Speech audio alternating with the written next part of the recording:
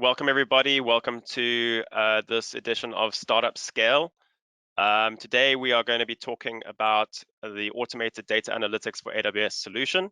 I'm joined by two other really awesome people. I'm joined by Peter, who's one of our senior specialists for analytics, and we're joined by one of our favorite partners, Firemind. We've got Ahmed, who's managing director of Firemind. We'll go into what partners are and how they can help you today. The crux of the session, we're going to go through ADA, as we like to call it, the automated data analytics for AWS solution. We're going to give you some idea of how you can make use of it to find insights from your day-to-day businesses and to basically use it to help answer some of those critical questions that you might have from your investors or from other people in the team, such as leadership. The agenda, we're going to do the introduction. We've just ticked that one off. I'm going to introduce Firemind and Ahmed. He's going to give you a little bit about what they do for startups and what they do for startup customers. Then we're going to go into the ADA introduction. So that's going to be led by Peter, who's going to just give us an overview of why you should be considering things like ADA as part of your business, part of your sort of technical real estate, what the different capabilities are. Then I will take over again. I will do a bit of a demo of ADA, showing you how it can be used, what it looks like, making it a little bit more tangible.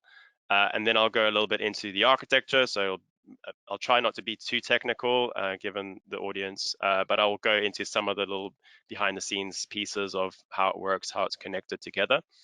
Then we've got a couple of really cool scenarios we've got provided by Ahmed. So then we'll hand over to him. He will show you some really cool scenarios. And then we've got some call to actions and a Q&A at the end. On the Q&A, if you just open the little side panel in GoToWebinar, there should be a little option to ask questions. So feel free to ask any questions during the session. We will do the Q&A live at the end, so you'll get a chance to hear from our experts. It is a recorded session, so we will be disseminating the recording afterwards. But yeah, any questions, we'd like to hear them, even if it's just what you're currently doing, what you're currently looking to get from your data. Anything, it doesn't have to be a question, it could just be a comment. We'd love to hear feedback. We really thrive on feedback, and we'd like to have a chance to answer some of those questions here today. Cool. So I think for the first section, I am going to just give Ahmed the stage, and he's going to give us an introduction to what Firemind do, who they are, some of the awesome projects that they work on, and some of their really awesome offerings. Thank you, Jason. Yes, so my name is Ahmed. I'm one of the managing directors here at Firemind. We are an advanced AWS partner. We focus specifically on data, AI, ML, and visualization, as well as cloud-native technologies on AWS. We work with startups, SMBs, and enterprise, and we basically help them become more enabled, unlock value by doing great stuff on AWS, from ingesting data, running ETL, applying machine learning, and then kind of visualizing what that looks like to their customers, but then feeding that back straight into the system, re-enriching the data. And we'll work across multiple sectors, from health to sport to fashion to fast-moving consumer goods.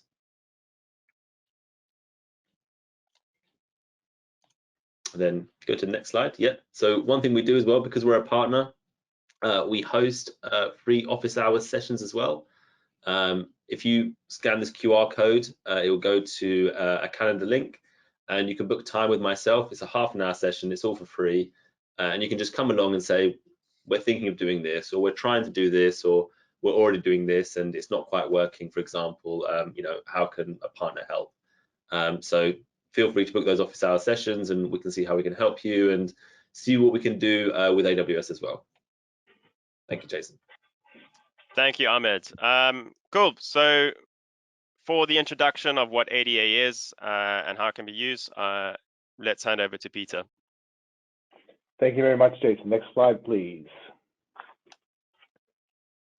So we know that senior management and venture capitalists, they care deeply that your company is data-driven. You know, the kind of questions they're going to ask are, where are you going to focus your sales resources and why?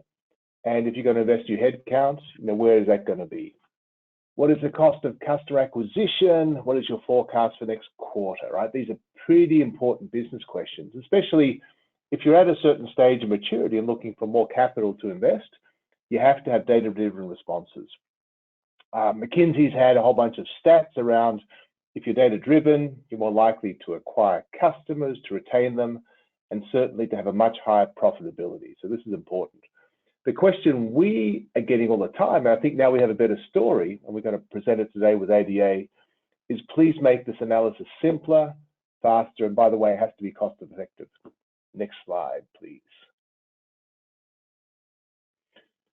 So Amazon, we have a sweet spot in terms of very powerful, very capable, and very cost-effective technologies. But sometimes if you don't have your own data engineering team, it can be a little daunting. Where do I start? Is it from some of the Elasticsearch catalog and search elements? Do I begin with the user interfaces? How do I do it securely?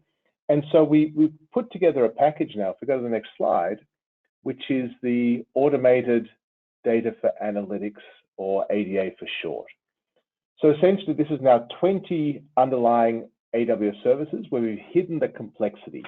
It takes about an hour to deploy. It's a browser-based interface, and it's got a whole bunch of pre-built connectors, both to the AWS environment, whether it's the RDS database, you can have the CloudWatch service, but also to Google Analytics and storage, or even areas such as Microsoft SQL Server. So we want to make sure it's easy to plug into data sorters and bring those together. And likewise, to have at the front end integration with BI tools, whether you like Amazon's QuickSight, you can use Tableau or Power BI. One of the things that we're getting a lot of requests for is making sure that the data is secure and governed. So if you're in an industry that needs to be compliant, whether it's healthcare or fintech, etc., this provides really good capability, and again at a very low price point, to make sure that you're managing the data, looking after the PI regulations, etc.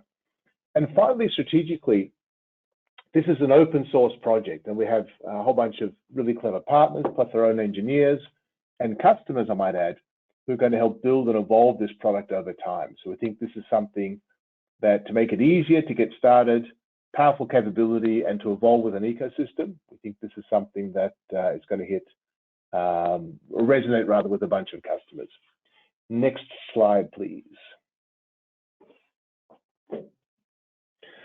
As an example, we have a case study with a customer called Stacks. So there's about 60 employees, and the scenario for them was they needed to be regulatory and PCI and SOC compliant. That was an issue for them overall.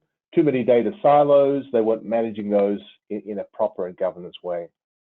And then in actual fact, they had both the chief marketing officer, the chief revenue officer, and the CEO, asking their engineers to help with analytics, insights, and writing reports, etc.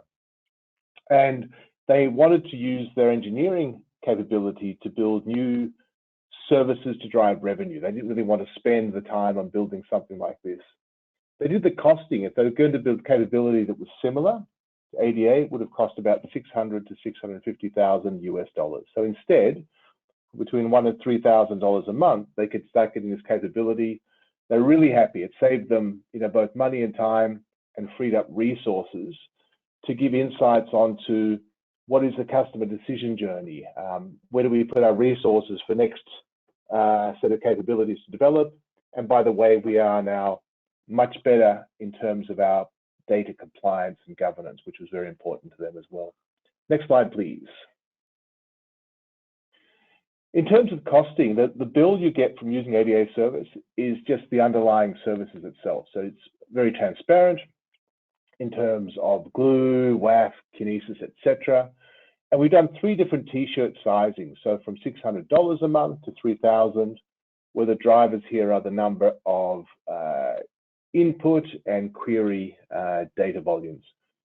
This is documented up on our website in terms of the implementation page for ADA. Next slide, please. So I want to paint an entry-level scenario just to give you a sense for where this comes in. And so at some stage of maturity, customers go from a bunch of spreadsheets to, hey, we need to bring together different resources. We need to make it secure. We need to make it a repeatable process. And by the way, we want to add, more advanced capabilities over time. So the scenario here, if you're getting a question, if you're the CEO of a startup, as an example, and the investor is saying, where are you focusing your headcount or your sales resources to maximize revenue? And so in this case, you can get the current pipeline you have and start to combine it with social media data sources. So we have a connector for Salesforce, bring it into the environment. And the way to look at this as a decision is, how do you combine the highest dollar opportunities where there is social media buzz for your industry or product, etc. You might then want to build a monthly process because this will change. So the social media buzz can change from country to country or topic to topic, as we all know.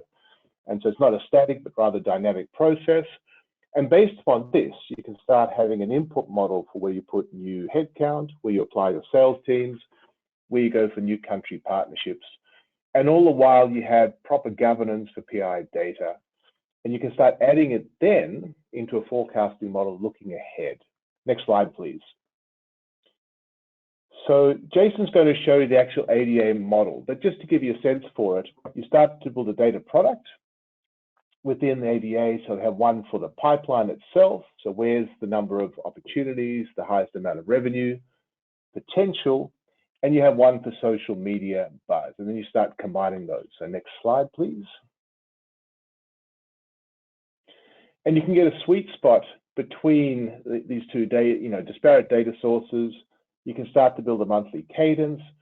And then, for example, within QuickSight, you could start doing linear regression.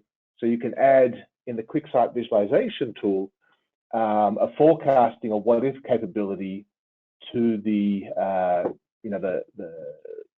forecast you want to have at hand. So in this case, it looks like France, Sweden, and the UK are the primary sweet spots to put your sales resources, new headcount, and you can look ahead to say, if I invest, further sales resources, build partnership, etc., what could that mean to my growth going forward?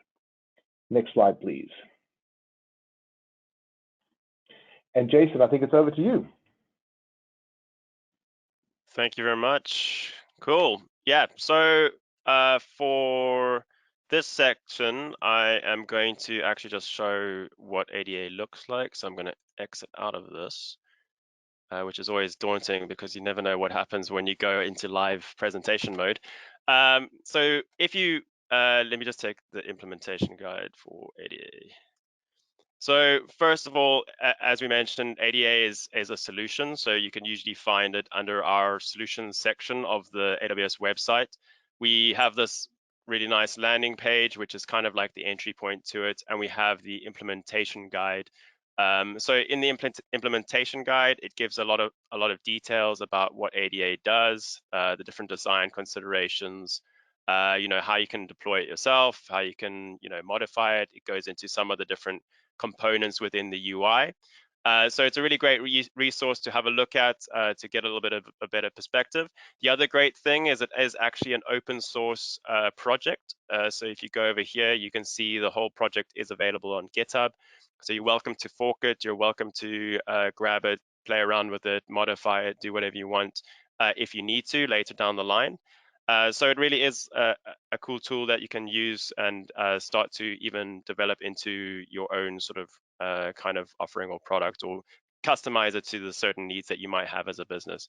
But the initial part, like when you deploy the initial when you deploy it initially, what you're going to get is you're going to get this user interface. So this user interface is basically the sort of starting point for any sort of ADA data product that you're going to create. If you know about data analytics just in general, usually what you do is when you have lots of different data sources and lots of different data, like collections of data, you want to kind of split them up into different domains. So for instance, the domain might be finance, it might be something like, insurance, if you have certain insurance policies that you want to manage. It could be, collecting data on users. It could be collecting data on companies. So you generally tend to create these different domains. Ada gives you the option to create domains depending on your use case. So, I mean, these don't really have much impact on ADA itself, but it just helps you to catalog and organize your data into different domains and have different parts kind of connected together. So for instance, I can choose a domain here. I'm going to choose ingestion. So it's just kind of giving a grouping of my data sources and data data products. So the data product definition, usually a data product is some sort of data source or some sort of piece of data. Well, it could be a collection of data. So it could be a whole bunch of files in S3. It could be something that's in a database. And it's usually just a source of some sort of data that you intend to do processing on top of.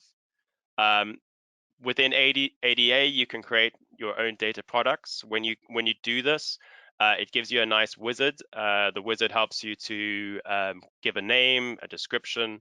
You have all the different source types, so you can see some of the ones that are implemented already. So if you wanted to connect into your existing Postgres database, you can do that. If you wanted to connect into CloudWatch, you've got the option here. It's got support for MySQL 5. The other cool thing is it's also got support for things like Google Analytics, Google BigQuery. The way that it works there is that you basically, once you set up the data product, it automatically creates those connectors into BigQuery or into Google Analytics, and then it does an import process into ADA. It stores it in an S3 bucket in the backend. So your data is stored in a resilient way. It's redundant. So once it's in S3, that's where we allow we can start to query the data and basically start manipulating it and moving into a format that we can actually start to gain insights from it. So that's the data product side. On the left, once you have your data product created, actually maybe what I can do is I can go ahead and try create a data product just to show you the next stage of this wizard. So for instance, I'm going to just use file upload for the moment. I've got a data source. I'm just going to say data source example. Don't really need a description. What you can do here is you can actually automatically detect PII. So the way that it does that is there's a service in AWS called Comprehend.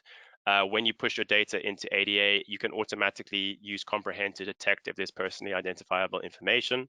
So this can be good if you're doing some sort of processing on user data, if you have email addresses, usernames, phone numbers, those kind of things, or especially like, on the more extreme side, credit card details, health records, those kind of things. It can be useful to first identify it.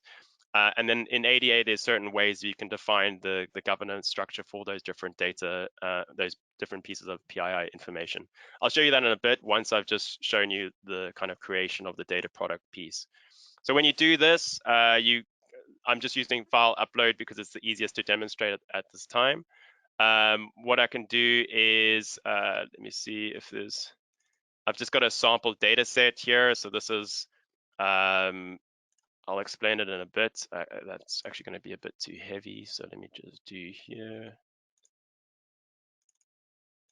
So this one here. So this is, this data set is quite a typical one that's used in the analytics world as kind of a sample data set.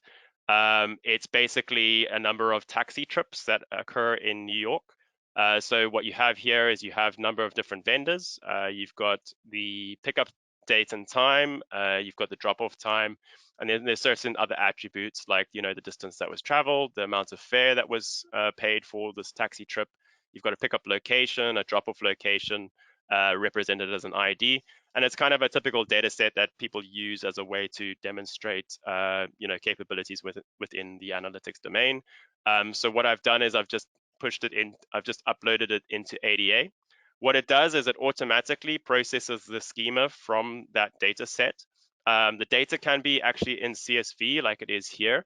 You can also use Apache Parquet. So it's kind of a more optimized version of an optimized way of storing your data. What it does is it pulls out the different attributes. In this sense, it's the column names. What you can do from here is then transform this data, because we've got certain fields in here that we're not necessarily interested in potentially.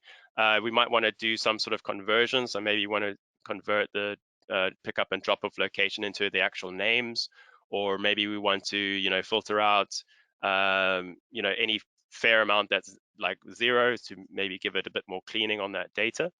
To do that, you can actually choose this transform schema little button. What you get here is a user interface where you can start to transform the data into the format that you're going to use for querying later down the line. We've got a couple of transforms. So the idea is you've got your raw schema at the top. You're going to transform it in some way. And we've got a number of pre-built transforms. So for instance, if we wanted to, let's say, select a number of fields. So we only want to use, say, the drop-off date. We want to use the pickup time. We also want to have the pickup location ID and maybe the drop-off location IDs and the fare. So let's say we want the fare amount. So we do that. And then what it does is it basically applies that transform. And then on the side, you can preview that schema.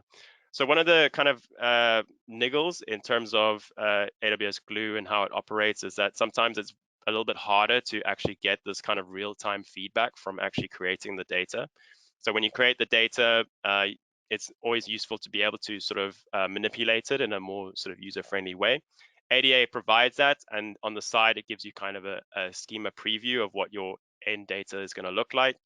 You can actually open up a sample, so you can see just a sample of the data that's been pulled out, and this can help you to decide on what kind of transformations you want to provide onto your data. The other thing is you can actually create your own transforms if you want. So if you wanted to do some sort of funky transformation, so one example I can think of is if you potentially want to convert from Celsius to Fahrenheit, or if you wanted to add, a certain percentage, or you wanted to convert something into a different number, you can do that through this transformation script. So you can provide your own script here, and then that would be applied into the transformation. Once you click next, it gives you just an overview of what it's going to do, and then you hit submit. And then in the background, what it's going to do is it's actually going to take this information you've provided it. It's going to bundle it into a number of other AWS services. So it's going to put it into like a glue job. It's going to create some tables in Athena for you.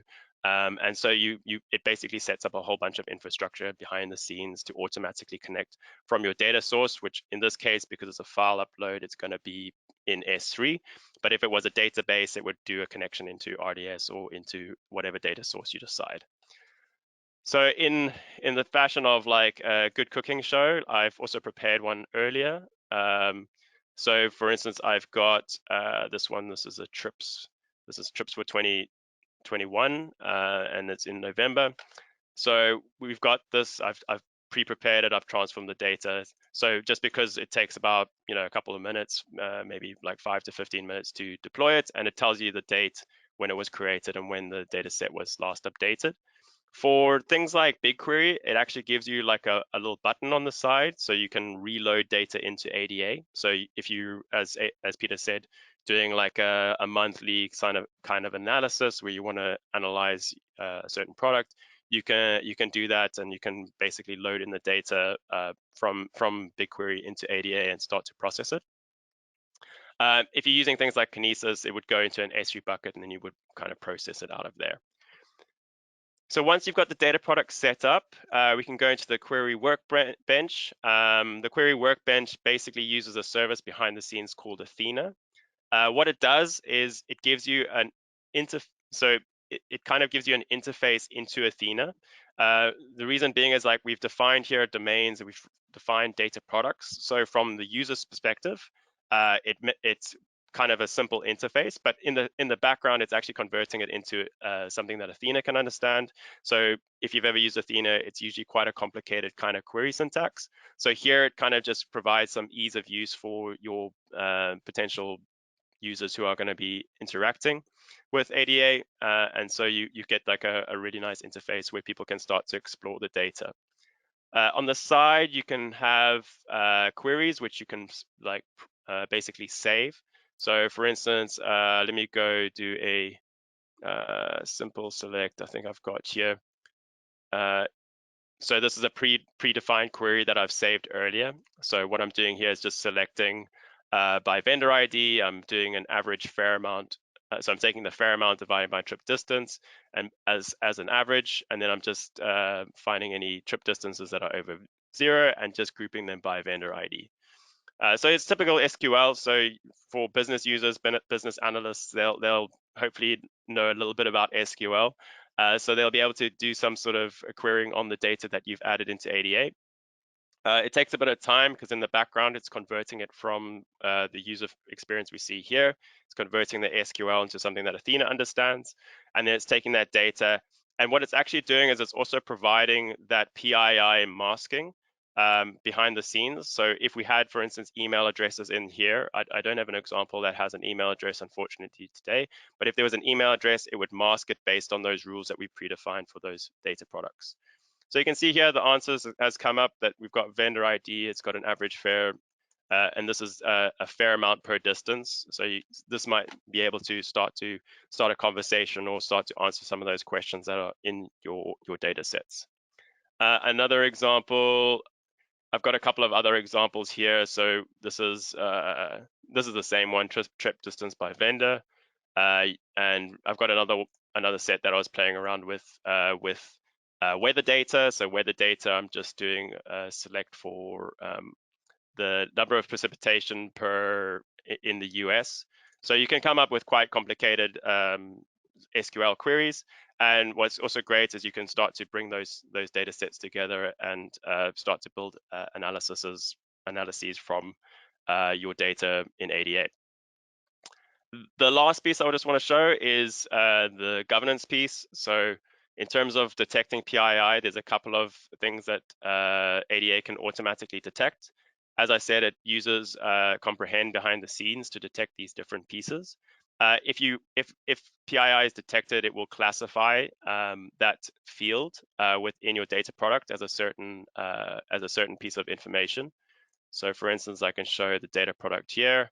I think the site visits one has some PII. So for instance, here it's detected that this column contains PII and it's marked it as an email PII. And it's got a certain governance set of rules for emails, right? So what it's doing is that's automatically being detected by ADA when your data is being loaded into the system. So from a governance side, you can then go to, I think it's on the next page, you can go to email and it can, from here, you can define a number of different groups. So in typical fashion, you have users, which are basically anyone who's interacting with your system. So this could be your actual business analysts. You can group them up into different, similar to IAM in a way, you can group them into different sort of what you call a role. So you might have a role for finance people, you might have a role for admins, you might have a role for sort of interns or just like, you know, they're temporary, or you might have external people who want to access that data. You can define the different roles, what access they have. And then from the governance side, you can define which roles or which groups can access that piece of information. So for instance, here we've got the default governance is to hash the email addresses, but you can provide a different level of governance. So for instance, you can have admin, they can see it in clear text, or you might have, you know, an auditor who can see it in clear text, or whatever the case may be. So that's all done through the groups and the users. So it gives you that real cool sort of fine-grained permissions on your data.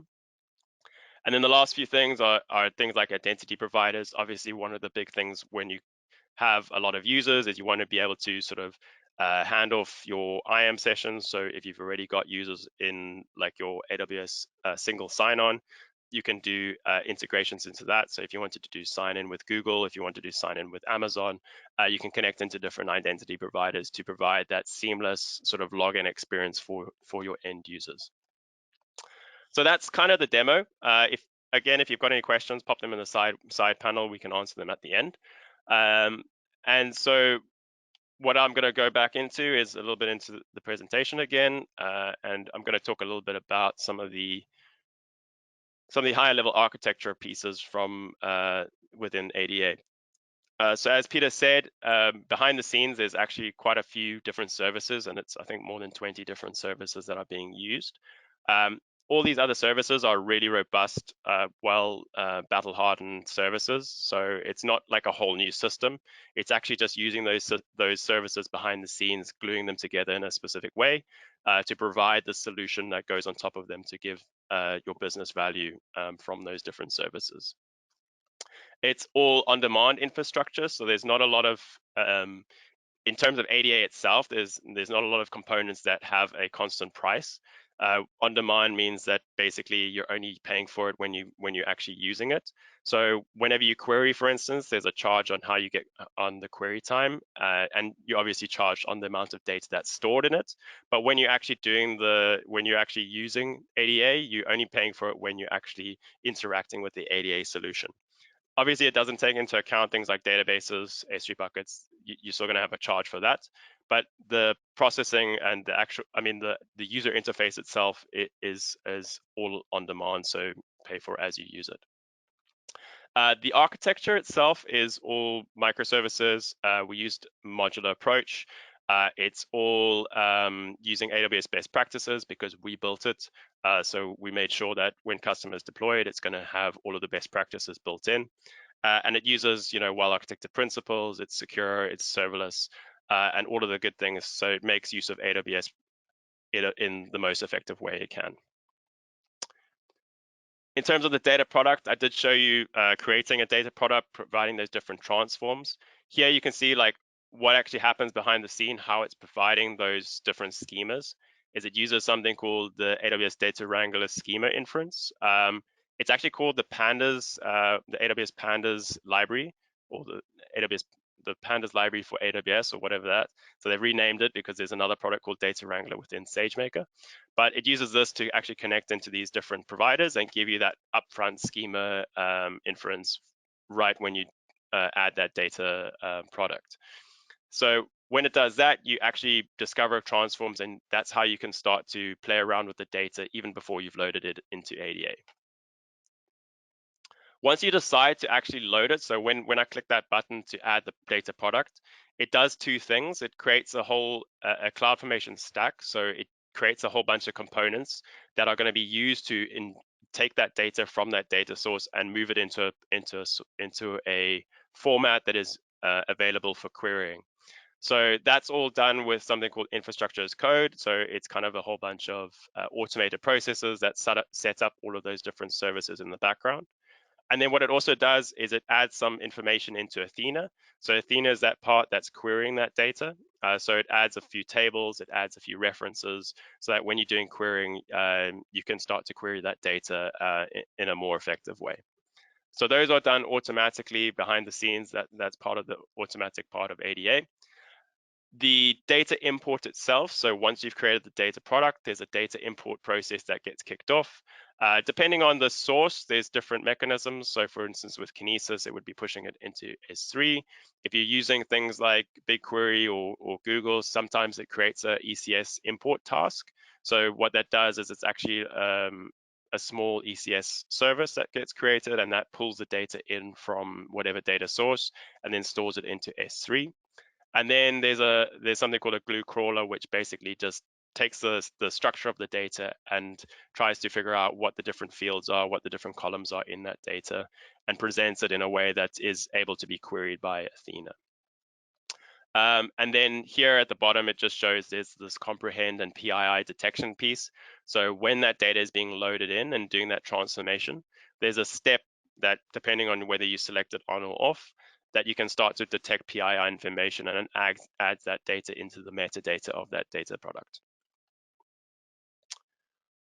So then, yeah, basically that's where you get this, then it comes into the querying side, and we spoke about this a little bit earlier. So here I'm showing that there's actually this conversion that happens. So in ADA, we're doing like a select, we're doing it on a specific domain for a data product, and we're doing some sort of inner join.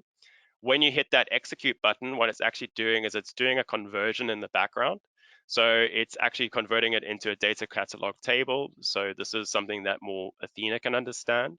And then it also applies the governance rules. So for instance here, it's hashing name, hashing email, depending on the governance rules that we've supplied in ADA.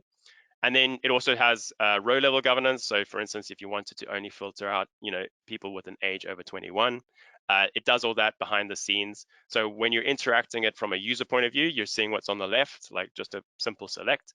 But under the hood, it's actually doing all of this governance pieces for you to make sure that you're not leaking personal information or whatever your governance requirements are. And that execution is actually happening on Athena behind the scenes. So this just shows you a little bit more about how you define the different data permissions. So you've got both row level, so picking out specific columns that have PII governance, or you do have so column level and row level. So row level is like, you might want to filter out a certain people over the age of 21 or whatever. So it supports both of that. With the governance side, it's only on the you don't need to text PII on a column basis, so you just need to take that into account. And the row level permissions, as I said, you can do this in ADA. You can create a certain filter. If you think about it, it's basically just like an extra where clause that gets added on the end of your SQL query, but it can help you to filter out data that might not be required to be visible in your final ADA users. And then the last few pieces. So this just talks about the egress part. So the kind of primary ways that you interact with. So ADA, you can do these SQL queries, but when it comes to actually visualizing it, there's a couple of ways you can do that. The first way is if you check in the solution itself, actually, if you go up to the top here, I think if you go profile, it's actually got an API. So that API is where you would connect it into something like Tableau or Power BI. It supports both Tableau and Power BI natively. So for instance, you can connect your Power BI using an open ODBC database connector, so then you can pull it into Power BI. It also supports Tableau, which is via a JDBC driver connector. So what you would be doing is actually just connecting it into those endpoints. We have some examples where we're using QuickSight too, so that's what Amit's going to show us in a bit. And essentially, you've got the ability to then visualize those pieces of information. And then the last part, I did talk about this, is you can integrate with identity providers. So if you've already got sign-on with Google, if you've already got sign-on with Amazon, or if you wanted to have your own OpenID connector, Okta, Auth0, those kind of things, it integrates with that. So you can start to map the permissions of your existing users onto the permissions that ADA has. And so you can maintain that governance structure within your sort of data analyst team. So hopefully that's been clear. If you have any questions on that, please put them in the questions box. We're now going to hand over to Ahmed, who's going to give us a few more demos. Some of them are more like use case driven.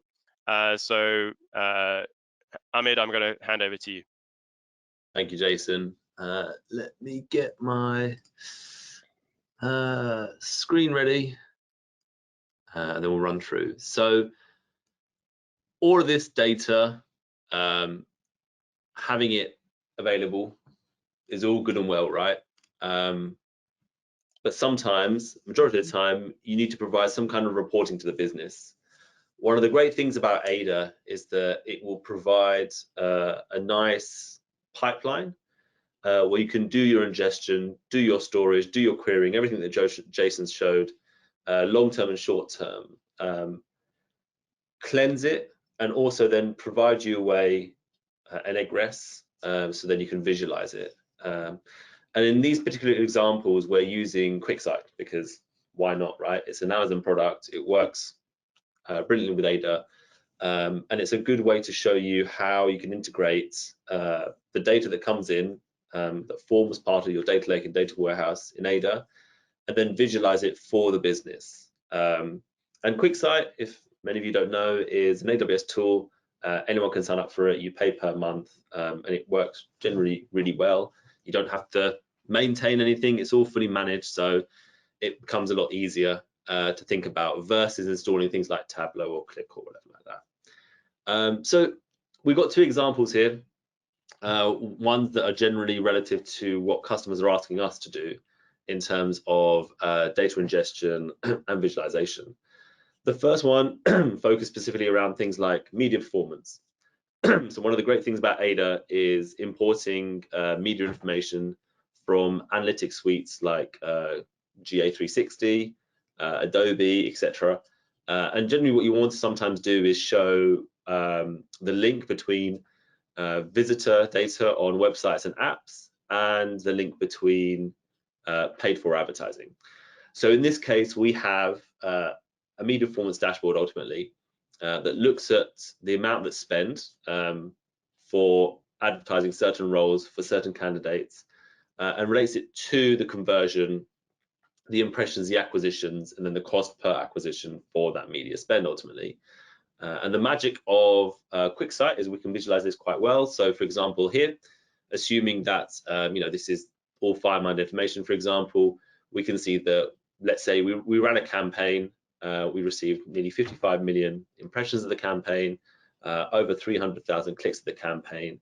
The total cost of the campaign in pound sterling is about £90,000, where the cost per click is 30 pence, but the cost per acquisition is 63 pence. And out of that, you can see the total number of acquisitions is about 1,500 people, right? And then this is kind of like a candidate search approach. So the way that we would use this, or we would use it with a customer, is to allow them to understand what campaigns are working well. So here, for example, you have the different visualizations of cloud engineer versus kind of tech roles in London versus Kent. You can kind of drive that down as well. And then in terms of the cost, the things with QuickSight is you can drill down into the channels. So we can find out here, for example, majority of the cost was on Reddit, and you can drill that down further and go, okay, these are where the costs are going in terms of how we're kind of bringing that stuff together and kind of bringing it back up. And general standards, visualization tools that you could have, you can make it maximize if you want, have it on a wall, or kind of give this to the customer and let them kind of go crazy with it, right? And then we can go further into the general campaign performance. So here's a standardized kind of Spark graph that's using a single dimension of date. Again, it's taking the same data but just displaying it in a slightly different way. And this way, it's more of an operational dashboard than having kind of a single kind of pane of glass that someone can see at the point. And then one of the lovely things about Ada and QuickSight integration as well is where Ada hosts all the historic data using things like S3, and it can be queried through Athena. We can then train a lot of the ML features in QuickSight, such as anomaly detection. So here, for example, looking at our data, we can see that actually anomalies were automatically detected by QuickSight, and we can go and see why that happened. Was the campaign material a bit better? Was there an event that occurred, for example, that drove that additional traffic, and what kind of caused it to kind of perform better than we expected? And this is just out of the box. There's no data science required here. It's just providing that data for you, providing that historic data, and then letting these AWS tools do the magic themselves, ultimately, is what's happening here. And then, of course, as with anything in business intelligence, people want a table because they want to download it into Excel and do the stuff themselves, right? So here, is a great example where you can just have a standard pivot table that people can just download and go do some of that magic themselves. But then if it's not necessarily performance data and you're looking at finance data, so Peter touched on this at the start, right? So again, you can bring all this information through Ada, bring accounting information, time series information, run the querying, strip out any data that's not required. And then you can have these organizational performance dashboards, again, available to the entire organization, allow them to kind of drill down.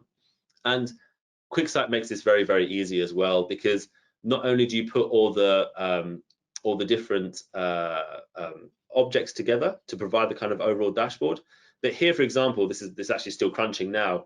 You can build in anomaly detection that occurs automatically based on the data provided by QuickSight. So here it can look at performance anomalies detected automatically over time, And again, you can drill down into those anomalies that may be detected, understand what it was there better sales, was there worse sales, did projects not happen on time, and helps you provide that additional information that probably wouldn't be visible by just doing standard querying of the data. And that's kind of where it makes a lot of this stuff a lot easier. Cool, so I'll hand back to Jason. And I think we can take Q&As. Yeah, one moment. I'm just sharing my screen again. No problem. Hey, Ahmed, one thing that might be worth following up from a practical perspective is we have a number of investment programs from AWS. And so we're going to make sure that the customers have an easy access, and we're committed to your success. And so I think, do you have a slide on some of those programs? If customers choose to go ahead, I think we can make it even more cost effective, yeah? Absolutely, yeah. So it's 2 slides on, if you will, please, Jason. This one here. That's the one, yes. So particularly around ADA, being an AWS partner, we do have access to funding options. As a startup, you actually have probably the majority of funding options available. So you have more funding options available than SMB or enterprise. So we absolutely implore you to take advantage of those, right? And they'll be from things like proof of concept funding to migration funding to kind of build out funding, building out to production. But also what we have here is we have this concept called an ADA accelerator. And sometimes the funding may not be at the right time because, again, being a startup, you have to pivot fast. You're probably not sure what you want to do or what you're kind of planning to do, right? So when you're thinking around data, when you're thinking around the acquisition, the ETL, the kind of the bubbling up egress of data, we can offer these accelerators where we can sit with you, run through these workshops to kind of think about what does a 3-month, 6-month, 9-month plan look like around data acquisition, around ETL, what data science may want to be integrated into that. And then we look at how we can set up ADA and QuickSight to kind of give you that, essentially, jumpstart your kind of data, I guess, journey, whether it's internal or whether it's customer facing, show you how you can do these kind of dashboarding sessions. And specifically there, build out this plan, this kind of like sub-yearly plan of this is where the product's going to go, or this is where the service is going to go. And through this plan, ultimately, you then have a better idea of things that you need to build, or things that you need to kind of conceptualize, or things that you need to migrate that will then form a part of your product or service and help you as a startup accelerate further. And that's generally the approach that we like to take, and we find most successful in the majority of startups we work with. And look, I think it's worth adding that everything we're showing today is really about speed to value, speed to deployment, and the stuff we've showed today is literally done in days, not weeks. And so I think we can help you with very few resources, gives a lot of value very quickly in what we believe are really business critical areas. It's not a nice to have to understand the business at this level. We think it's a must have. Absolutely. And then I think if you guys want as well, the next slide has the QR code for the partner office hours. Exactly like Peter said, data governance, thinking about data correctly is now a must-have. If you're a SaaS, especially if you're a SaaS and you're thinking about how you're siloing data, what multi-tenancy, single tenancy looks like, these are discussions you need to be having now, right? And Amazon has a wealth of knowledge, and it's the right time to start asking those questions. So feel free to scan the code. We can have a chat. More importantly, as a partner, we can put you in touch with specialists like Jason from a technical point of view that can help you understand these challenges as well. Absolutely.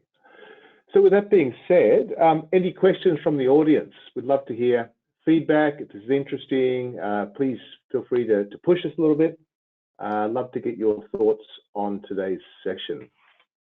If you can use the chat window within the GoToWebinar tool, please.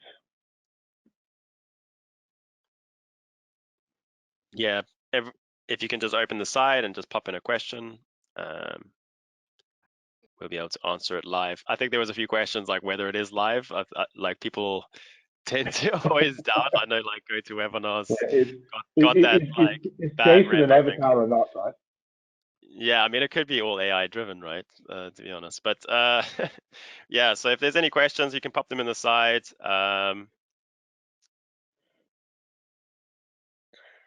Otherwise, I'm just going to ask, like, so Ahmed, where do customers like mostly fall short when it comes to building a data strategy that you find? Because I think the thing to bear in mind is Ahmed, Firemind, they're the ones who are, you know, building on our behalf in most cases. So where do you see customers kind of falling short in terms of a data strategy?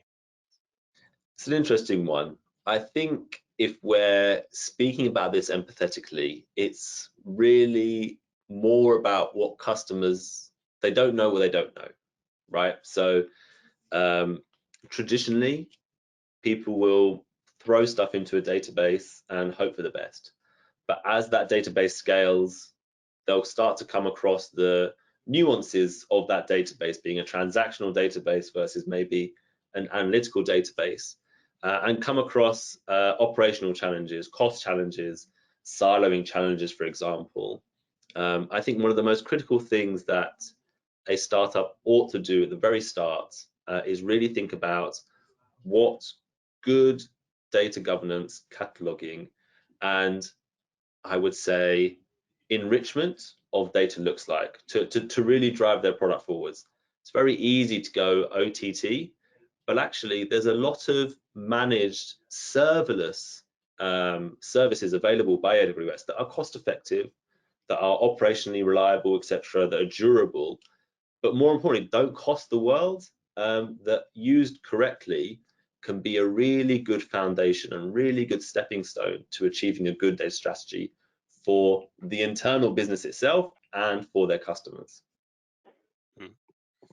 And I think so. I work a lot with very early stage customers, and I think that one of the challenges they face is that at the same time they're building their product and building out new features and collecting these huge like sort of swaths of data, they get to a point where they've got like really big databases just because they've been recording a whole bunch of logs because they've supposedly have to do this for diligence, and then they go and add lots of different products, so they end up with all of these different pieces of data all over the place. And so like it becomes a question of like how do you maintain velocity but also still start to think about, especially when you go into like series A, series B, thinking about like, okay, like now we need to kind of consolidate everything, manage it more effectively, and kind of bring it all together without like disrupting that innovation process. So I think it's really important that customers have that in mind as early as possible. And I agree as well, it's not always super approachable as an analytics topic. There's lots of different things, there's lots of different toys that people can play with. So it's really, yeah, important to have that upfront. We do actually have a question. So we have Aid, who's running an AI audio tech startup, asking, could what has been presented today in this webinar benefit a business like theirs? So AI audio tech, what do you think? Yeah, so let me start, and I'll pass across to Ahmed. So one of the trends that we're seeing is not just our startup customers being data kind of users, if you like, and making analysis to do the right decisions, but also there's a trend towards becoming data providers and monetizing the data externally. So I don't know the audio tech business well enough, but I can imagine that there's both using the data for decisions, but also providing it and adding value to your products and services externally. Sorry, Ahmed, off you go, mate.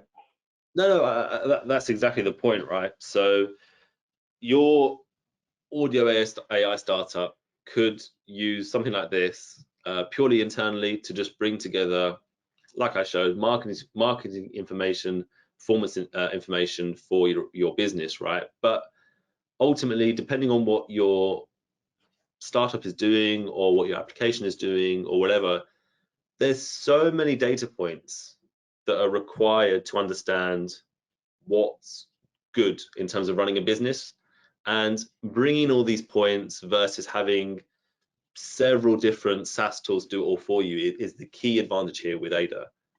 On AWS, storage is cheap, computation is cheap, querying is cheap, and visualization is cheap, right?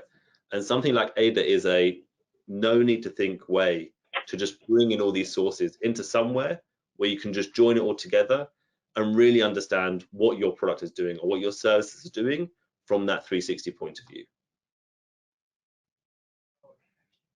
Yeah, and I mean, it also depends. Like audio tech, just as you're speaking, I can think of like a million different types of audio tech business, right?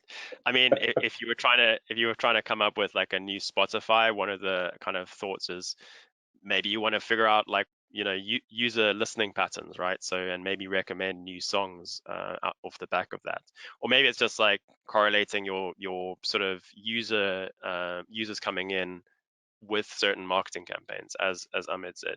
So I mean, it depends on where you sit in terms of like what your business model is, but it's very much ADA is a tool that can be used specifically for like the data BI kind of side of things inside of your business. How many developers would be needed to both configure this and maintain it? Good question. I think because it's open source and because you can just deploy it with CloudFormation, really, you just deploy it in 5 minutes, go for a cup of tea, come back in half an hour, it's there. Amazon have made this really easy, if I'm completely honest. And I think, back to Jason's point beforehand, underlying it are very robust, industrial strength services. So the amount of development is more how you want to configure it for ingestion, how you want to, export the data, analyze it, and add AI/ML services. I think the value is around the ADA service itself.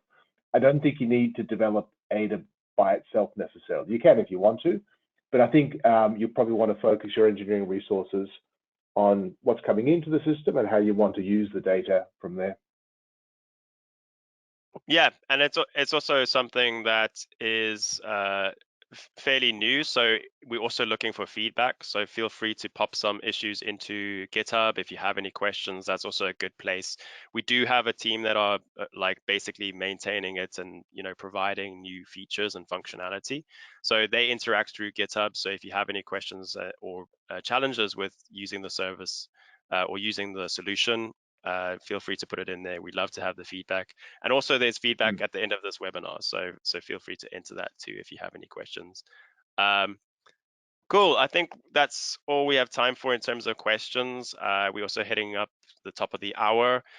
Please make use of the free Firemind session just to have a chat about analytics. Anything goes with those guys. They are quite knowledgeable in all forms of AWS. Take a look. And also, if you have any other needs for events, feel free to go back into the loft. We've got lots of events coming up, all on different topics. So feel free to use that, find some interesting things to follow out and listen to. And yeah, please provide some feedback at the end of the session. And with that, we can call it a day, and everyone have a good day. Cheers. Thank you, guys. Everyone. Bye.